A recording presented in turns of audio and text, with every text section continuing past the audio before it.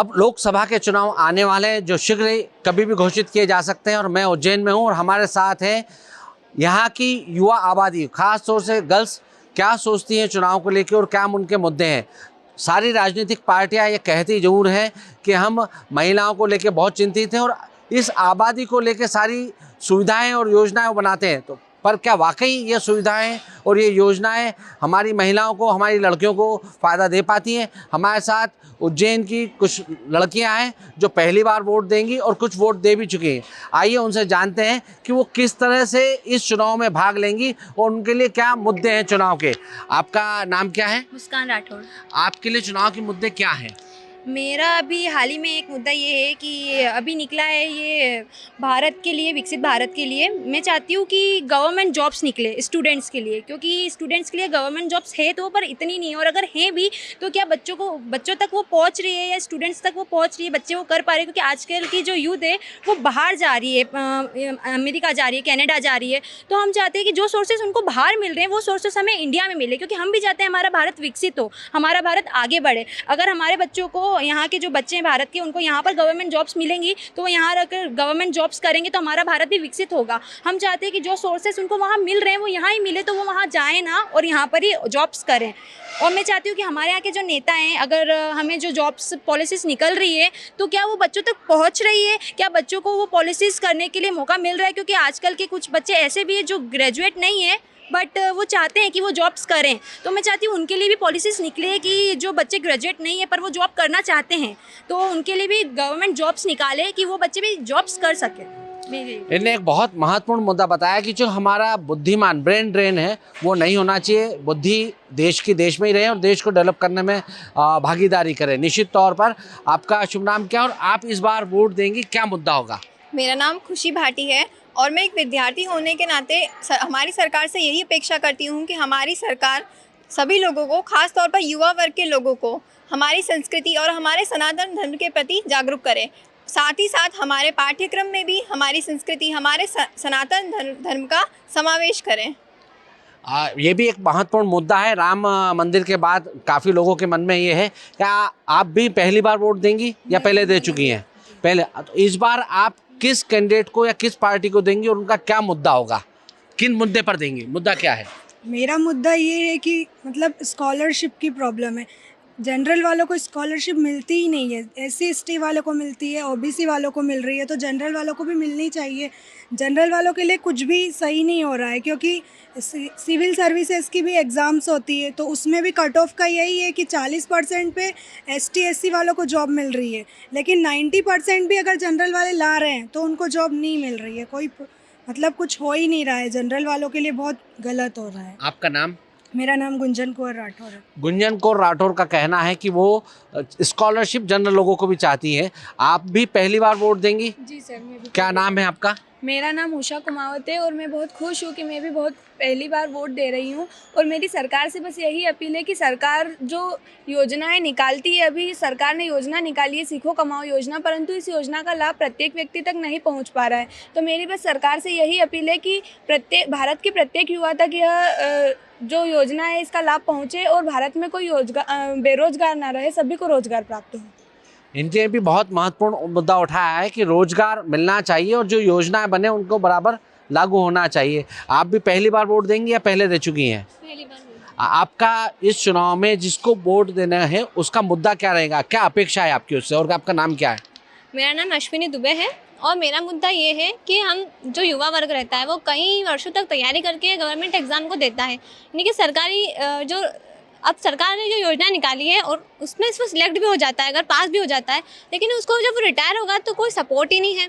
तो मैं चाहती हूँ कि पुरानी पेंशन की बहाली हो, क्योंकि जो नेता रहते हैं उन्हें तो बुढ़ापे की पेंशन, पहली पेंशन, दूसरी पेंशन और तीसरी पेंशन भी मिलती है, लेकिन जो व्यक्ति जो अपने जीवन का अमूल्य समय सरकार को और हमारे देश को आगे बढ़ाने के लिए देता है, चिकित्सा के क्षेत्र में, शिक्षा के क्षेत्र में, उन्हें रिटायर होने पर कोई पेंशन नहीं मिलती। तो मैं चाहती हूँ कि उन्हें रिटायर होने के बाद भी एक फाइनेंशियल सपोर्ट मिले और सरकार उन्हें पुरानी पेंशन दे, क्योंकि जो नई पेंशन है, नीप जिसे बोला है, उसमें 60% तो पैसा सरकार रख लेती है। अब 40% में इस महंगाई के ज़माने में कोई व्यक्ति अपना घर कैसे चलाए? तो मैं चाहती हूँ कि पुरानी पेंशन बहाल हो।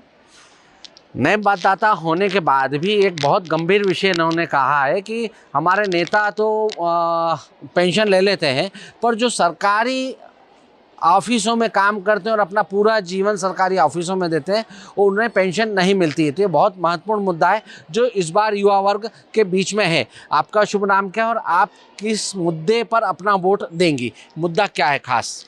मेरा नाम प्राची विग है और मैं अपना पहला वोट दूंगी। और मेरा मुद्दा ये है, मेरी सरकार से ये रिक्वेस्ट है कि पहले रिटायरमेंट की एज 60 थी, फिर 62 हुई और अब 65 हो गई। अगर ऐसे रिटायरमेंट की एज बढ़ती गई तो आज के युवा को आगे बढ़ने का मौका ही नहीं मिलेगा।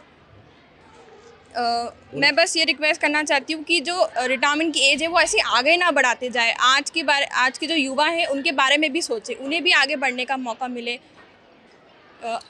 ये बहुत महत्वपूर्ण मुद्दा है, और ये जो अधिकांश अगर बात निकल के आ रही है तो बात निकल के आ रही है कि इन युवाओं को मौके मिले, रोजगार के मौके मिले, और ये जैसा सरकारें या जिस तरह से राजनीतिक पार्टियां या जो उम्मीदवार है जो वादे करते हैं उसको पूरे करें। और उसमें मुख्य वादा ये जरूर है कि ये अपने पढ़ने के बाद भी इन्हें रोजगार नहीं मिलता है। आइए हम मिलते हैं एक और हमारे छात्रा से, वो क्या कहती है, क्या नाम है और उनका मुद्दा क्या है। आपका नाम क्या है? मेरा नाम रितिका चौहान है। मेरा मुद्दा जीएसटी को लेके है। जीएसटी जैसे बुक्स वगैरह जो भी हमारा क्यूरिकुलम है उस पर जो भी जीएसटी लगी, स्टूडेंट के लिए ये इजी हो जाना चाहिए कि वो कोई भी बुक खरीद सके या किसी भी कंपटीशन एग्जाम की उस बुक के अकॉर्डिंग प्रिपरेशन कर सके। जीएसटी एजुकेशन से पूरी तरीके से हट जानी चाहिए। और मेरा एक और मुद्दा ये भी है कि जो आप बड़े बड़े इंस्टीट्यूट बना रहे हो, आप गवर्नमेंट कॉलेज बना रहे हो एमबीबीएस के लिए, आज के कॉमन में उन कॉलेजों की भी है ना फीस या तो है 1 साल 2 साल में बढ़ती जा रही है। मेरा मुद्दा ये है कि आप फीस इतनी मिनिमम रखें कि एक कॉमन मैन भी सपना देख सके कि वो भी डॉक्टर या इंजीनियर बन सकता है। मेरी सरकार से यही अपेक्षा है कि ऐसी सरकार लाए कि एजुकेशन बच्चों के लिए हर एक बच्चा, हर एक मिडिल से मिडिल क्लास का बच्चा सपने देख सके।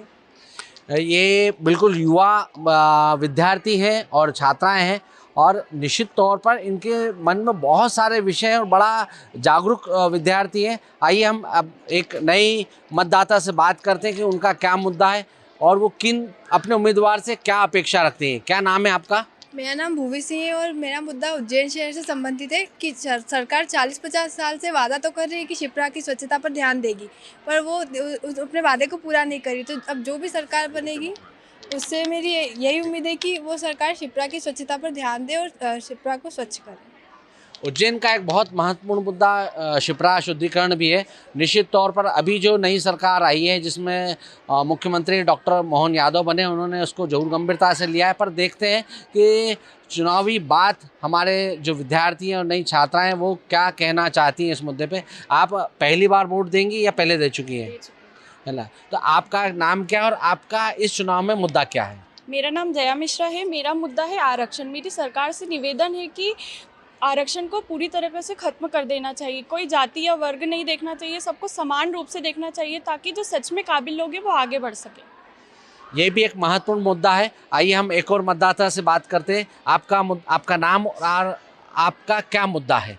मेरा नाम प्रियल कोचर है और मेरा ये मुद्दा या मानना है कि गवर्नमेंट को, सरकार को, चाहे स्कूल हो, कॉलेज हो, गर्ल्स हो कि बॉयज़ हो, सभी को एजुकेशन के साथ साथ उनकी पर्सनल सिक्योरिटी और अवेयरनेस प्रोग्राम्स और कैंप्स जो है ना वो कंपलसरी करना चाहिए कि हर एक को, अगर वो कोई सिचुएशन में फंस जाते हैं तो वो कैसे बाहर निकले, उनके लिए क्या सही है क्या गलत है, वो उन पर मतलब उनसे ना बाहर आ सके, अपने लिए सही डिसीजंस ले सके। और पर्सनल सिक्योरिटी सेफ्टी से रिलेटेड मेरा ये कहना है कि जैसे कि सेल्फ डिफेंस हो गया है, वो खुद को भी बचा सके, दूसरों की भी मदद कर सके। इसलिए ना गवर्नमेंट को इसके ट्रेनिंग प्रोग्राम्स और कैंप्स पे ना फोकस करना चाहिए।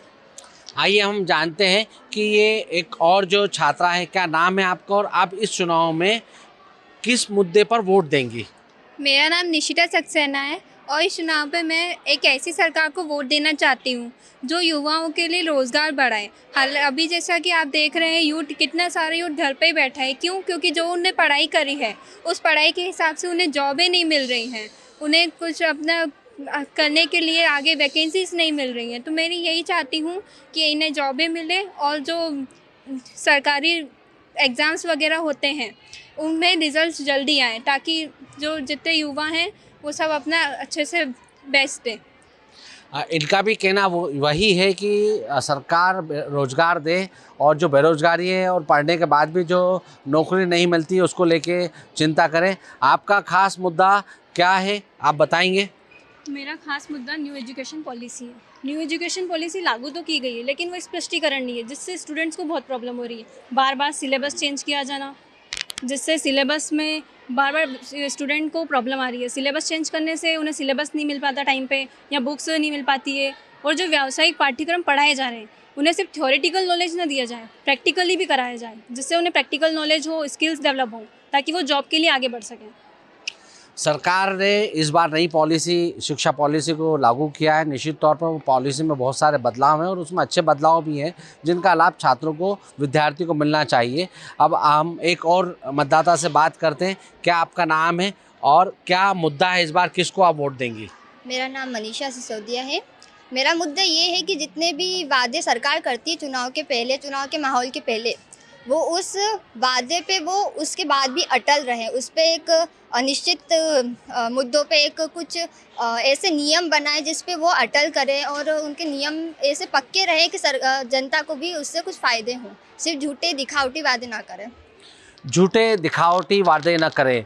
आप समझ रहे हैं, हमारे युवा आज की तारीख में बहुत जागरूक है और ख़ास तौर से छात्राएं। इनसे जब बात करने की हमने सबसे कोशिश की तो लगातार जो सबसे महत्वपूर्ण बात आई है कि ये पढ़ रहे हैं और पढ़ने के बाद इनको नौकरी मिलना चाहिए। उन्होंने सारे मुद्दों को छुआ है, चाहे वो पेंशन को लेके हों, चाहे हमारे जो बाहर चले जाते हैं अच्छे ब्रेन, जो बुद्धिमान लोग हैं वो बाहर जाके लग जाते हैं, उन नौकरी कर लेते हैं, वो यहाँ क्यों नहीं नौकरी मिल सकती है। और ख़ास तौर से महिला सुरक्षा को लेकर भी बात की गई है कि ये छात्राएं चाहती हैं कि वो सुरक्षित हों और उन्हें इस तरह की शिक्षा में ट्रेनिंग दी जाए कि वो स्वयं सामना कर सकें।